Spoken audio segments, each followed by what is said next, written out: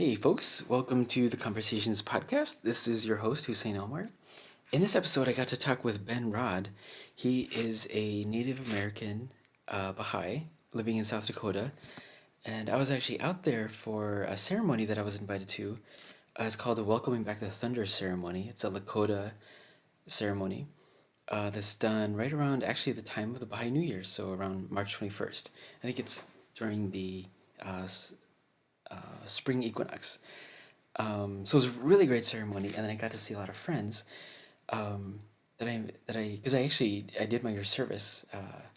Sometimes young Baha'is after high school and in between college, or sometimes during college, will take off some time, 6 months, 9 months, 12 months, and go do service in another part of the country or another part of the world. And I actually got to do mine in South Dakota, and I got to stay on some Indian reservations, do some service there, work with youth and children, and then I got to stay with a couple different families. So Ben is actually the father of one of the families that I stayed with, and I really learned a lot from him. So in this episode, we talk about some of the similarities between Native spirituality and cultural practices, and then Baha'i viewpoints and principles. So we talk about the equality of women and men, independent investigation of the truth, and then also the Baha'i calendar and the Native calendar, which I think share a lot of similarities, which I think you'll see too. One quick word about the sound. It actually sounds pretty good. We were sitting in a bed and breakfast. You can actually hear birds in the background because we were by a window, but you can also hear people in the background that I think it gets quieter as the conversation goes on. You can actually hear someone walk into the room and say sorry at one point when you realize we're recording. But yeah, so enjoy.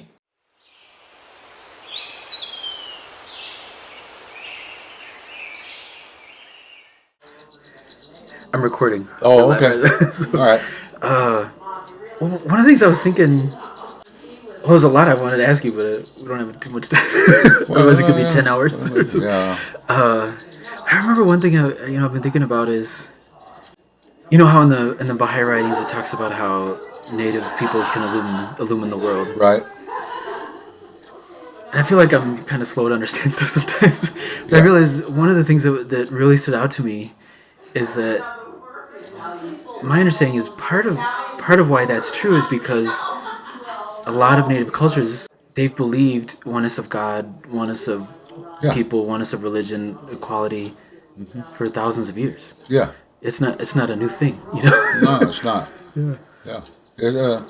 No, exactly what you said is the basis of our spiritual nature, and that is born within our cultures. I say cultures, tribes, language groups, however you want to look at it. Innately, I use that word innately in two ways. One is that it is innate, meaning that is something that you are born with.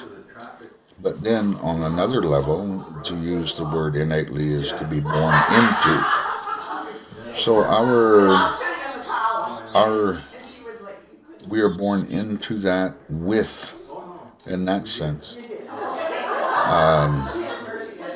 accepting everyone's belief as their own. In our languages, they have a word for respect, but respect on that level is also to have a great regard for.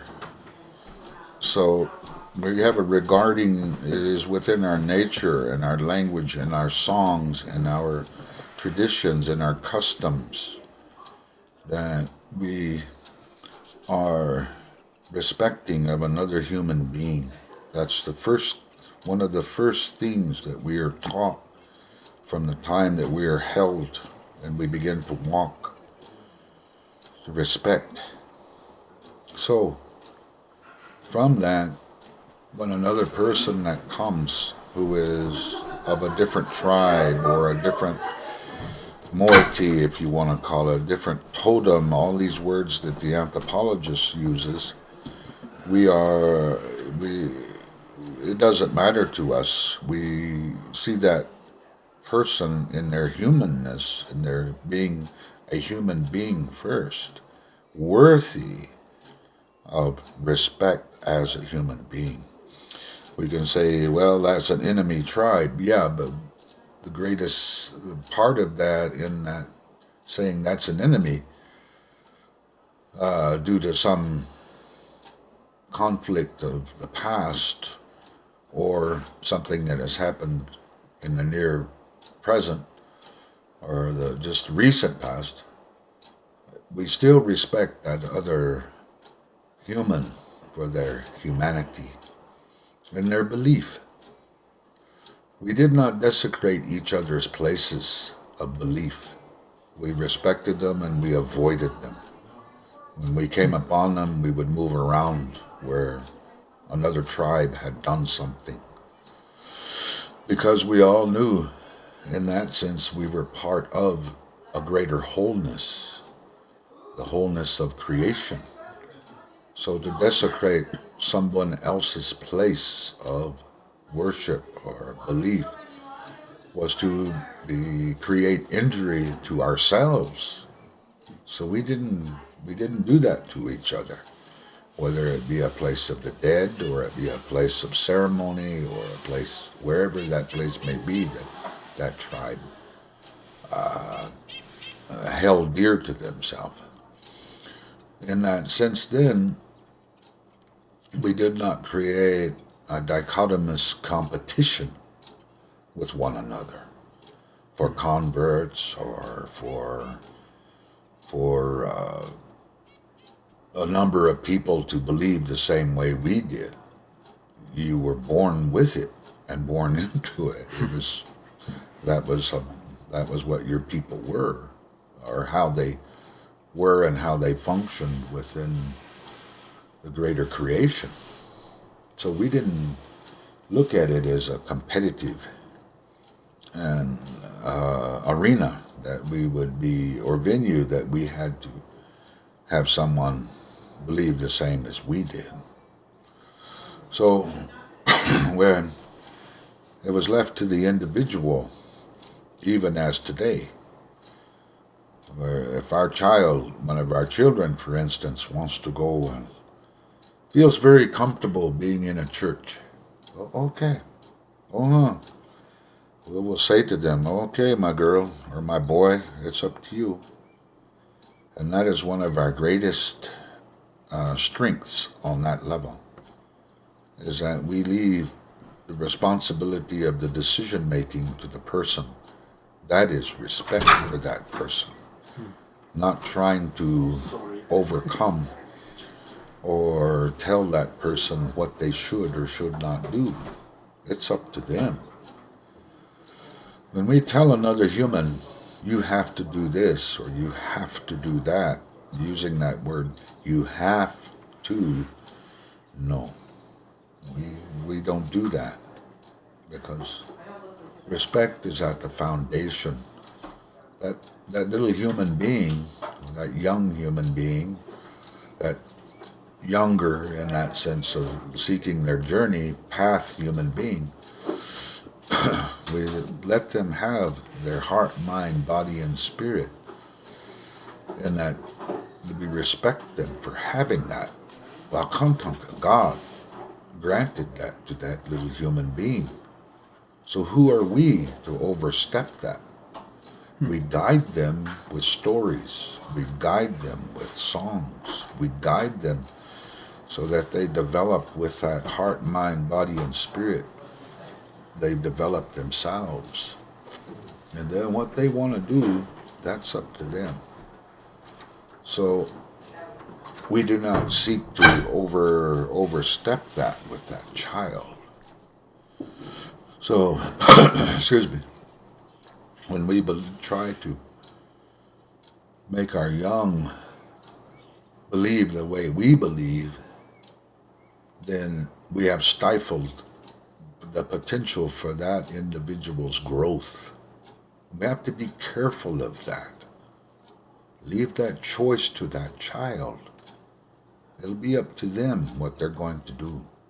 If you have taught them right in the sense of what you believe from your tenets, from your teachings, from when they're young, and then when their voice changes or their menses come, they're going to make that decision for themselves then.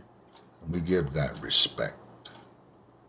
So it, it appears, though, today that many are coercing, or as much as they can, their children to be this, to be that, believe this, believe that. Well, wait a minute. If we'd have done that to our Einsteins and to our Edisons, and what would have happened? Yeah. We would be still yet in the dark ages, so to speak. Those are the ones who they didn't fit the mold, so to speak. That's where our creativity comes from, our ingenuity, our thinking outside of those lines and boxes that we tried to place everyone in. So in our ways, as native, that's what we do. And each person has their path, and we leave them to that. But we also, in the greater, in as part of that teaching, is if you really look at it, what it does is give the child responsibility, teaching them to be responsible for their decisions, for their actions, for their words, for their deeds. It's helping them to develop into that individual person of who they believe the way that they wish, but we respect that nonetheless. I remember we were talking a couple months ago, and one of the things that really stood out to me is being beautiful is the Lakota understanding of not just equality of women and men, but like how you were saying that when women are on their time, that there's like a special place for them to go and. Yes, that is. There was a place for them, and if you really think about it, it was wise, because the women are. It affects their heart, mind, body, and spirit. That evolving is taking place within them. And there's another thing physically going on, yes, but it is also affecting their functioning, and people automatically think, well, by him saying that or someone saying that, it means it's bad. No. In our world, in our concepts of it, no, it's not bad. It is part of the being of that female that is being affected on that level of power. There's power in there, we call it. Now, when we think of power, we think automatically of destructive power. No, this is creative power. It's different. And that's what we understood long ago. And women are very powerful at that time. And they are creating again the potential for an unborn generation to come forth. They're creating the potential through that egg, through that physiological occurrence happening within them.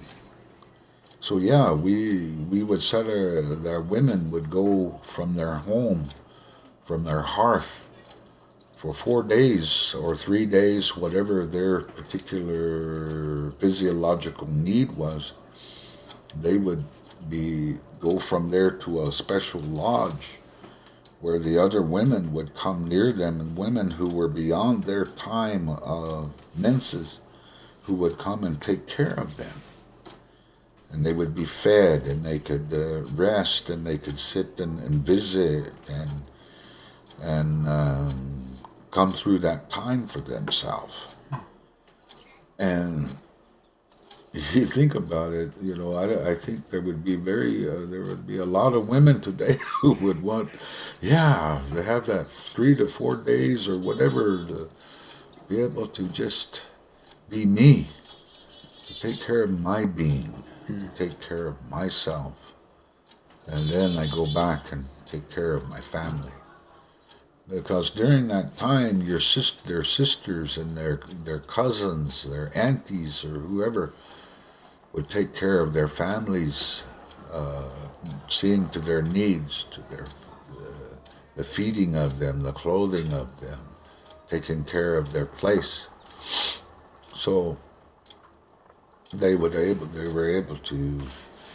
It was a unique system in a way, but very logical. It was very logical. It was very sustaining of the peace within the families, within the camp, and each was helping each other. But these days, it doesn't seem that people don't want that. They strive to have that independence from relying upon their relatives for that assistance during that time. They, they want to feel like, no, it's nothing. I just continue doing what I'm doing, and yet they feel out of sorts. They feel physically out of sorts, mentally out of sorts, and And then men judge them for that. And then men judge them for that. oh yeah, yeah. So it's it was a very strong system that we had of sustaining our the peace within the families in the camp, and respect for that woman, respect for her, what she was going to potentially now bring back to the home and to the camp, the potential for a new generation to be born. So it was like preparing, always in preparation for a new child may be coming, another generation, another grandchild, or whatever to the families. Made them stronger because they were interdependent with one another. So,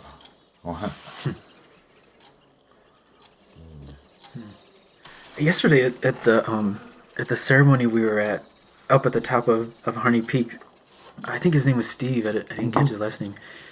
He was talking about how men don't have like a monthly time of sacrifice and giving. So that the way that men can sacrifice and give back to God and to the earth and to the community is through their blood, sweat, and tears. mm-hmm.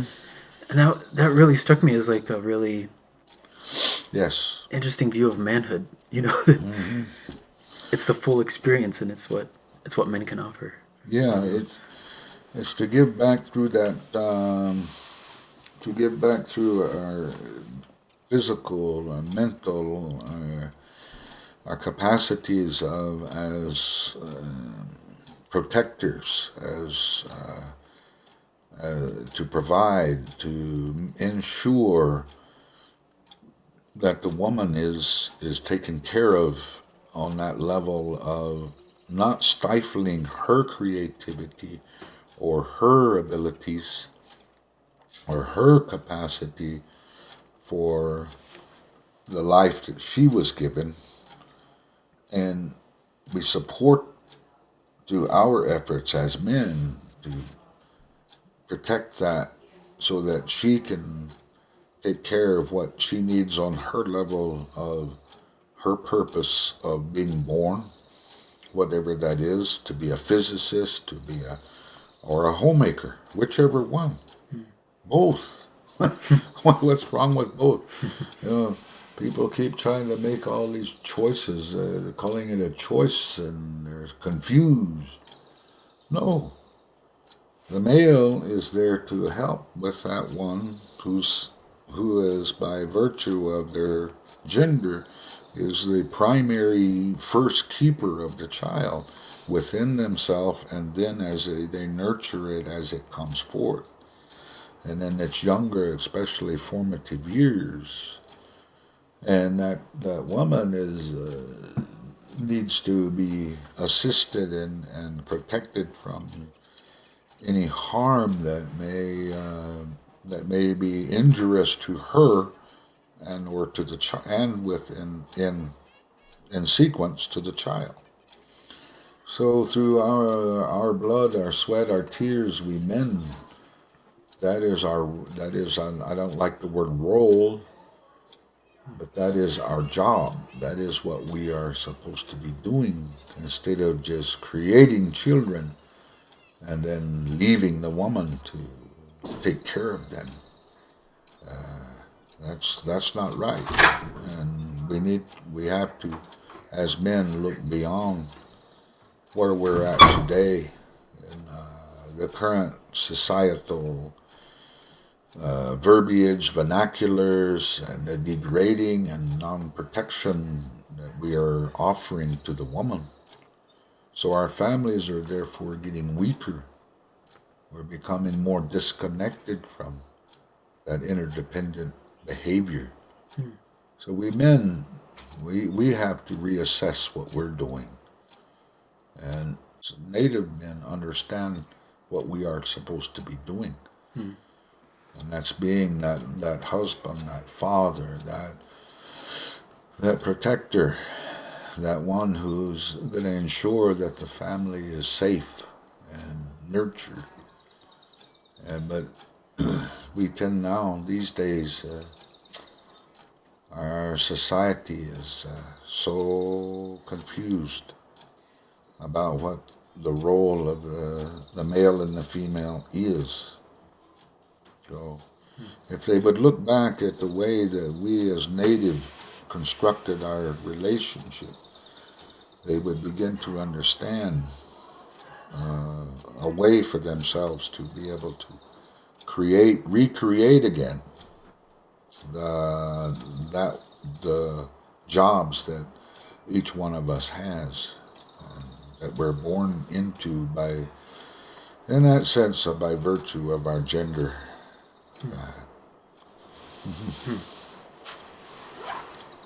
One of the things at the ceremony yesterday, one of the things that was striking to me is that as a Baha'i, and then being at a Native ceremony, it was the Baha'i New Year, Uh-huh. and then also like the Baha'i world is following a new calendar, Yeah. you know, Yeah. and then you've been sharing about how there's been a lot of research into, I guess, the Lakota calendar. Uh-huh. And it's interesting because I think in mainstream culture we understand calendars to be a time where that's how you just keep appointments. You know what I mean? You know Right. when the weekend's coming up, but I feel like both the Baha'i calendar and the Lakota calendar it's a way of understanding how we align ourselves with the divine. It Yes. seems like. So it was really interesting to be at the ceremony yesterday. Yeah, it is being in cycle with the movement of the creation on one level, but yet in looking at the cycling of time and space. From the native perspective, we look at the movement of the sun, the stars, the moon, the geese, the bugs. We look at the movement, the winds. We look at everything, and we're never separate from it. With the Baha'i, what is being brought to us as an understanding of time, of spiritual, ensuring a spiritual continuity, where we have the 19 months. Well, you're given that time and that formalizing of those days and those teachings, so that it becomes part of you again. Just as in the native sense, we're never separate. You're never separate from that time of feasting or bringing together of the people, the friends. So it's hard for us because we're so on for the native and the Baha'i, because we're dealing with we have to deal on the other level with the Gregorian calendar, with its attempting to define time in the mathematically on those levels of logic rather than the spiritual connection that we need to evolve back to, and that's what the Baha'i calendar is actually bringing to us. It's bringing us back to understanding that we are spiritual first, where our physical being, our physicality it's finite. Our spiritual being is infinite. Until God says no, that ends now. And when will that be?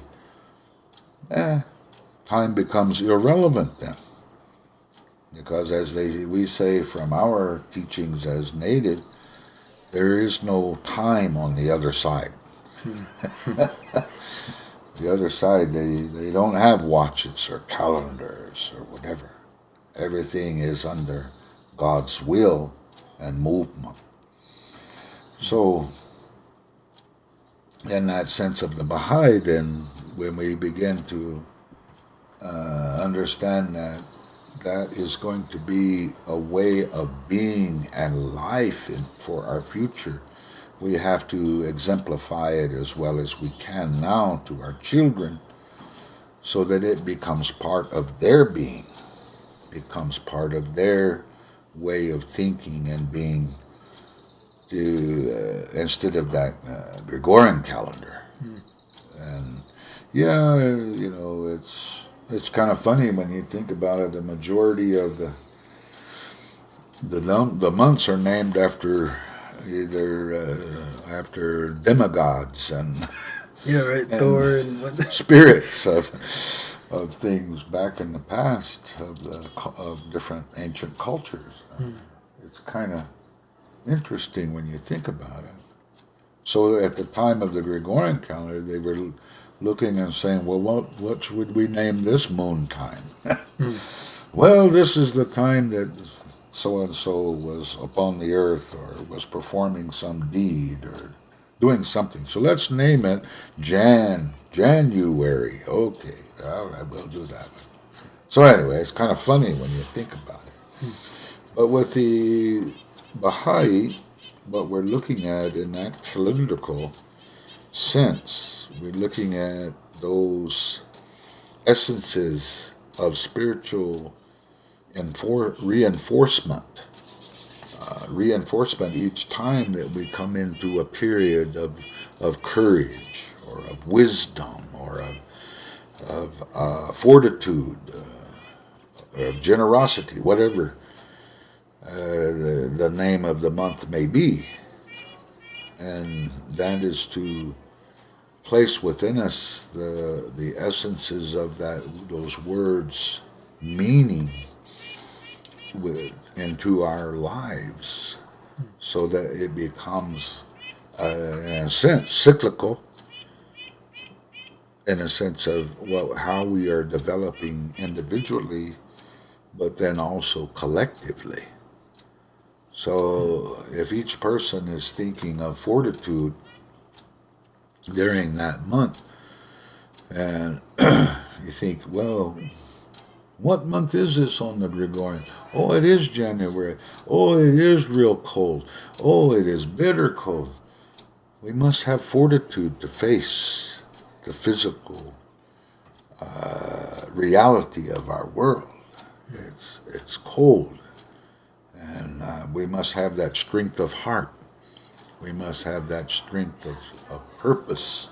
That fortitude means that strength to face that difficult time that we're in.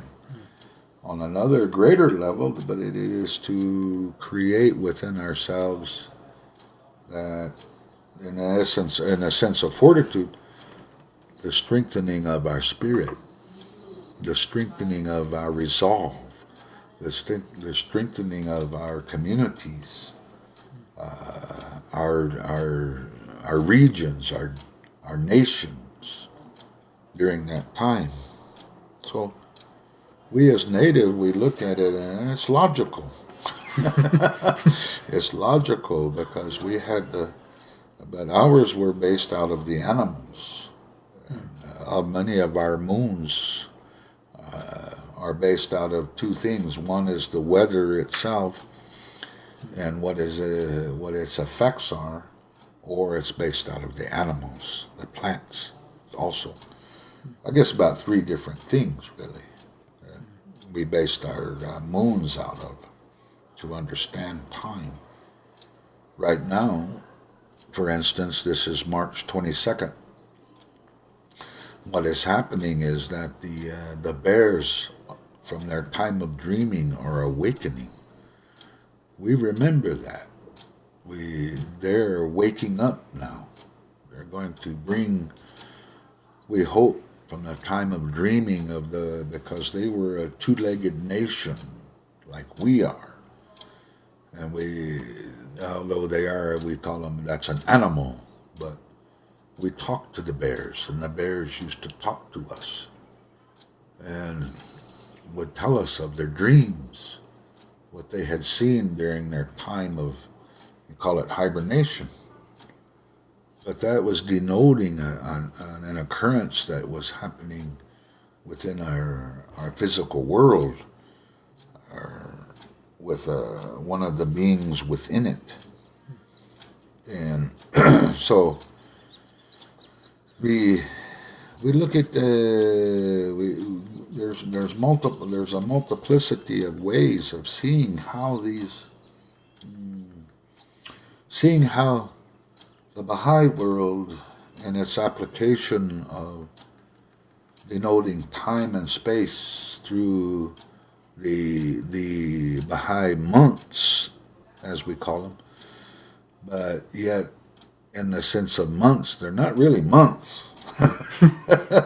They are times of reflection upon those words that we should be incorporating, that we should be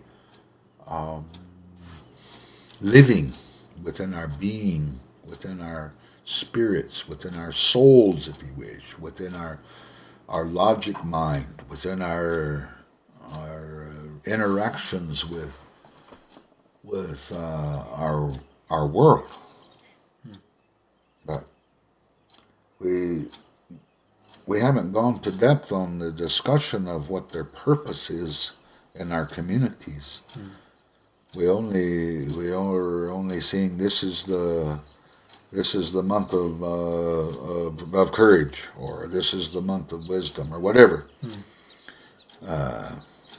But we're not really discussing what is that going to mean during that month. And we need to, so that each person gains for themselves. This is the month that we are, as a community, as an assembly, or whatever, this is what we're keen to. This is what is going to help us structure our future. Yeah, and when we're all in agreement on it, or when we all come to the understanding of what month it is, now each of the teachings, you look at the writings and they support that word in the day books. Look at them. You look at the day books, you think about it, you start looking at what's being written about in those prayers and in those teachings, and wow, it all fits.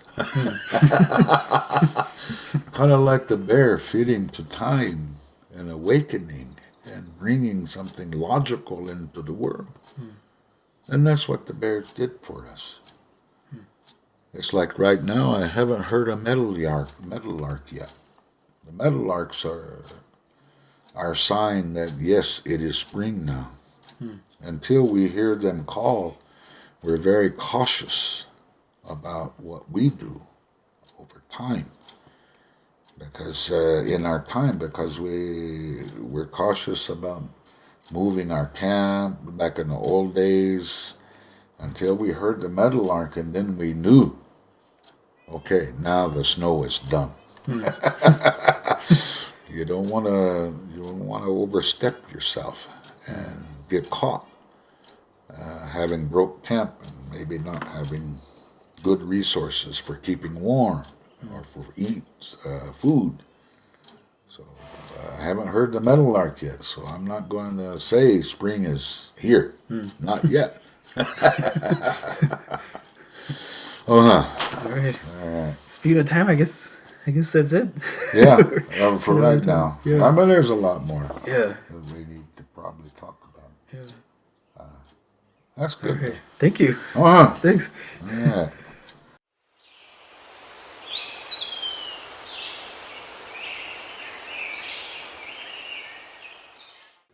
So I hope you enjoyed this episode. I am working on future episodes, and I got a couple coming up, and I think you'll find them interesting. So if you'd like to leave any comments or feedback, you can go to the Facebook page. It's facebook.com/conversations podcast. And then I also have a Gmail account, which is conversationspodcast19@gmail.com. Yeah, and leave me some feedback. Also, if you wouldn't mind, if you have been enjoying the Conversations podcast, if you could give it a rating at on the iTunes page, or even like it on the SoundCloud page, that would be great. So, great. I hope you enjoy future episodes. Thanks.